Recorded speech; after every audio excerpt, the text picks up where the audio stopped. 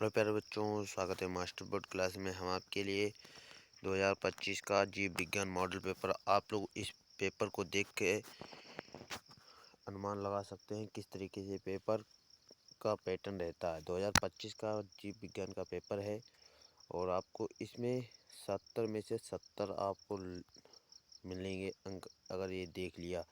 348 FT का ये paper है, ठीक है। और 3 घंटा 15 मिनट यहाँ पे समय मिलता है, 70 नंबर पूर्णांक मिलते हैं, ठीक है। और 15 मिनट प्रारंभ के पढ़ने के लिए मिलते हैं और निर्देश दिए हैं सभी प्रश्न करना अनिवार्य है। आवश्यकता अनुसार अपने उत्तरों को पुष्टि नामांकित चित्रों द्वारा कीजिए, ठीक है। और प्रत्येक प्रश्न के निर्धारित अंक उनके सम्मुख दिए गए हैं। बहुविकल्पी प्रश्न 4 आते हैं, ठीक है। 4 बहुविकल्पी आते हैं और सबसे पहला सही विकल्प अपनी उत्तर पुस्तिका में लिखना है। और सबसे पहले है, इसका सलूशन भी है। अनिषेक जनन होता है, आप लोगों को बताना मधुमक्खियों में या टर्की में, या इन दोनों में, इनमें से कोई नहीं। तो इसका राइट आंसर सी हो जाएगा, ठीक है। तीसरा राइट आंसर हो जाएगा। अगला क्वेश्चन हमारा है मानव में एबीओ रुधिर वर्गों में के कितने जीनोटाइप संभव है। तो 2 हैं या 3 हैं, 4 हैं या 6 हैं या 8 हैं। तो राइट आंसर 6 हो जाएगा, ठीक है। इसका सलूशन भी मिलता रहता है। अगर आप PDF चाहते हैं तो हमारे विजिट कर सकते हैं। बीटी जीव विष किस जीवाणु द्वारा उत्पादित होता है।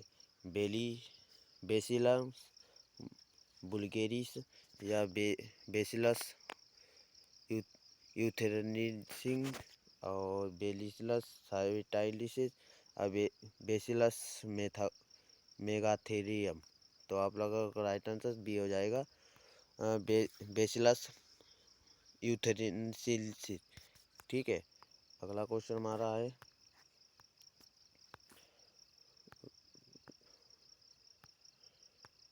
ये हमारा अगला क्वेश्चन आ गया है। और ऐसी पारंपरिक क्रियाएं जिसमें एक जात को लाभ होता है और दूसरी जात को हानि होता है, उसे क्या कहते हैं। अंतर्जीतीय परजीविता या सहभोगिता, सहोपकारिता या स्पर्धा। तो स्वभोजिता कहते हैं इसको। बी इसका राइट आंसर हो जाएगा। अब निश्चित उत्तरीय प्रश्न की ओर आ जाते हैं। निश्चित उत्तरीय प्रश्न 1 नंबर के आते हैं और निश्चित उत्तरीय प्रश्न में पहला क्वेश्चन हमारा ये रहा।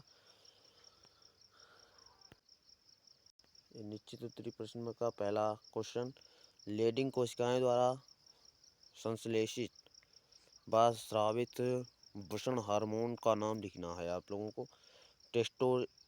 टेस्टोस्टेरोन इसका एक नाम है, इसका वृषण हार्मोन्स का। अगला क्वेश्चन है, उस फ्रांसीसी प्राकृतिक वैज्ञानिक का नाम लिखिए जिन्होंने कहा था कि जीव रूपों का विकास अंगों के उपयोग एवं अनुप्रयोग के कारण हुआ है। तो आपका राइट आंसर यहाँ पे दिया गया है, जीनो बैप्टिस्ट लेमार्क। जो वैज्ञानिक थे विदेश के, वो फ्रांसी के, वो जीन बैप्टिस्ट लेमार्क थे, ठीक है। अगला क्वेश्चन, 2 बीजों के नाम लिखिए जिसमें जीव बीज के परिपक्व होने से पूर्व भ्रूणकोष विकासशील भ्रूण द्वारा उपयोग कर लिया जाता है, ठीक है। तो इसका राइट आंसर होगा मटर और मूंगफली, इसका राइट आंसर हो जाएगा। हमारा अगला क्वेश्चन है प्राकृतिक वर्ण का सिद्धांत किसने प्रतिपादित किया है। तो चार्ल्स डार्विन इसके सिद्धांत को प्रतिपादित किया गया है। अगला क्वेश्चन है, भारत सरकार द्वारा पर्यावरण संरक्षण अधिनियम कब पारित किया गया है। 1986 ईस्वी में पारित किया गया है, ठीक है।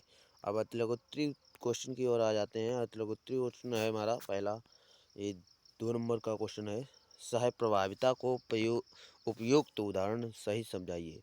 तो सह प्रभाविता वह स्थिति है जिसमें किसी जीव के दोनों अलील एवं एक साथ अपना अपना प्रभाव व्यक्त करते हैं। इसका उदाहरण AB रक्त समूह है, जहाँ आपको एआईलील और एबी एलील दोनों ही समान रूप से व्यक्त होते हैं और व्यक्त का एक समूह AB होता है। ठीक है। अगला क्वेश्चन है, प्राथमिक तथा द्वितीयक वाहित मल उपचार के बीच मुख्य अंतर क्या है? तो अगला क्वेश्चन का हल ये रहा, प्राथमिक व वाहित मल उपचार में गंदे पानी से बड़े ठोस कणों वालू और तलहट को हटाने के लिए यांत्रिक प्रक्रिया का उपयोग किया जाता है। हमारी द्वितीयक वाहित मल क्या होता है? उपचार में बैक्टीरिया और मुख्य जीवों का उपयोग कर जैविक रूप से घुलनशील कार्बनिक पदार्थों को तोड़ा जाता है, जिससे जल और अधिक स्वच्छ किया जा सकता है। ठीक है। प्राथमिक और द्वितीयक दोनों इम्पोर्टेंट है, बच्चों के पेपर में जरूर पूछी जाती हैं। और यदि एक समुद्री मछली को अलवणीय जल जीवनशीला एक्वेरियम में रखा जाता है तो वह मछली जीवित रह जाएगी जी? ये एनसीईआरटी का क्वेश्चन है। और नहीं, वो नहीं जीवित रहेगी, क्योंकि वो खारे जल में नहीं रह सकती है। समुद्री मछली अलवणीय जल में जीवित नहीं रह सकती, क्योंकि उसमें कोई नमक नहीं मिल सकता है। ठीक है। क्योंकि उनका आदत हो जाती है, क्योंकि उसकी शरीर नमक की उच्च सांद्रता के लिए अनुकूलित होता है। अलवणीय जल में रखने पर मछली के शरीर में असंतुलन गड़बड़ाता हो जाता है, जिससे उसकी मृत्यु हो सकती है। और हमारा अगला क्वेश्चन है, वाटसन क्रिक द्वारा प्रस्तुत द्विकुंडली डीएनए मॉडल का नामांकित चित्र बनाना है आपको। ठीक है। आप लोगों को डीएनए वो इस तरीके से होता है, वो आप लोगों को इसमें बनाना है। डीएनए वाला ऐसे करके होता है, ये डीएनए होगा। ठीक है। द्विकुंडली वाला बना रहा है। मिलर के चिंगारी विमुक्ति उपकरण का नामांकित चित्र आपको बताना है। हमारा अगला क्वेश्चन है, लघुत्तरी प्रश्न है। लघुत्तरी प्रश्न हमारा ये रहा, जो कि 3 नंबर का क्वेश्चन है, त्रिसंलयन क्या है या यह कहाँ और कैसे संपन्न होता है? त्रिसंलयन में सम्मिलित न्यूक्लियाई केंद्रकों का नाम लिखिए। ठीक है। आपको इसका नाम लिखना है। अगला क्वेश्चन हमारा, निम्न में अंतर कीजिए तथा प्रत्येक का एक एक उदाहरण दीजिए। सहज एवं उपार्जित प्रतिरक्षा, सक्रिय एवं निष्क्रिय प्रतिरक्षा। आपको इनको बहुत ही इम्पोर्टेंट है, आप लोग इनको बिल्कुल छोड़ नहीं सकते हैं। ठीक है। ये अंतर दोनों ही इम्पोर्टेंट होने वाले हैं।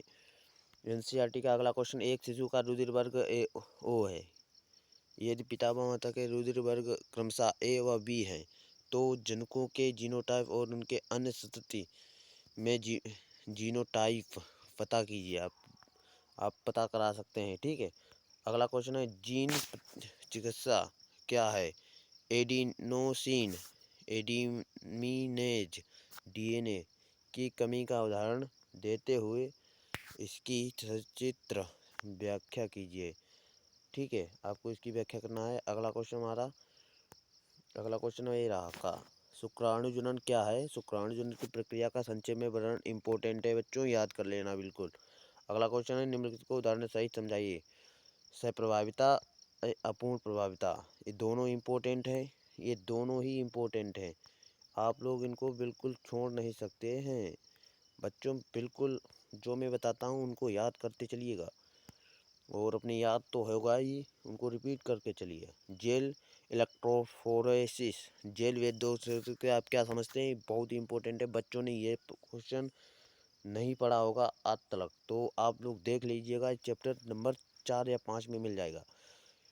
ठीक है। 8 में मिलेगा, 8।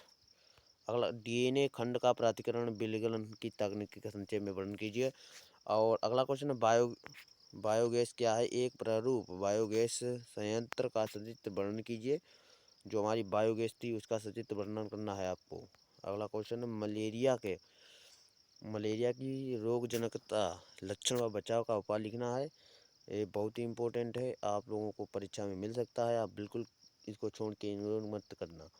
निम्नलिखित का संक्षिप्त टिप्पणी लिखना है। परजीविता एवं सहोपकारिता आपको दोनों ही पढ़नी है, ठीक है। ये दोनों ही इम्पोर्टेंट है। अगला हमारा पेज ये रहा, देखिएगा। अब वीडियो बहुत ही लंबा हो जाए, पूरा देख के जाइएगा बच्चों। सूक्ष्म जीवों का प्रयोग रसायन उर्वरकों तथा कीटनाशकों के प्रयोग को कम करने के लिए भी किया जाता सकता है। इस कथन की पुष्टि कीजिए, आपको बताना है, ठीक है।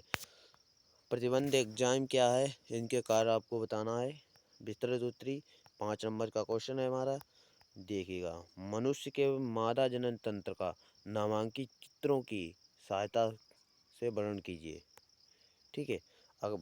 अगला भी अथवा में भी दिया गया है, आप ये ना करें तो ये करें। माधव का मादा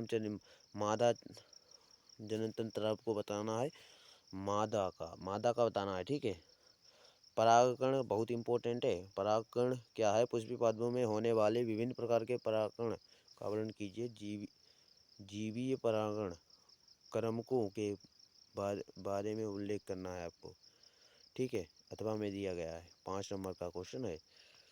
लिंग निर्धारण क्या है, मानव तथा मधुमक्खियों में लिंग निर्धारण की प्रक्रिया का वर्णन कीजिए। इंपॉर्टेंट है बच्चों, बहुत ही इम्पोर्टेंट है, आप लोग बिल्कुल छोड़िए नहीं। वंशागति को प्रभावित कीजिए। बेंडल के अपवाहिक का नियम लिखना है आपको, अथवा में दिया गया है, बहुत इंपॉर्टेंट है, ये भी पढ़ लेना है।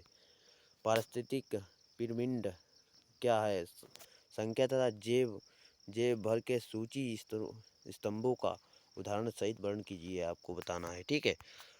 अथवा में भी दिया गया है। जैव विविधता से आप क्या समझते हैं, जैव विविधता को क्षति के क्या कारण है। जैव विविधता का संरक्षण 2 उदाहरण दीजिए, 2 विधियों का समझाइए, ठीक है। तो ये रहे हमारे पूरा मॉडल पेपर। अगर चैनल पे नहीं है, चैनल को सब्सक्राइब करके बेल आइकन जरूर दबा लें। तो मिलते हैं अगले नेक्स्ट वीडियो में। Thank you. जय हिंद, वंदे मातरम।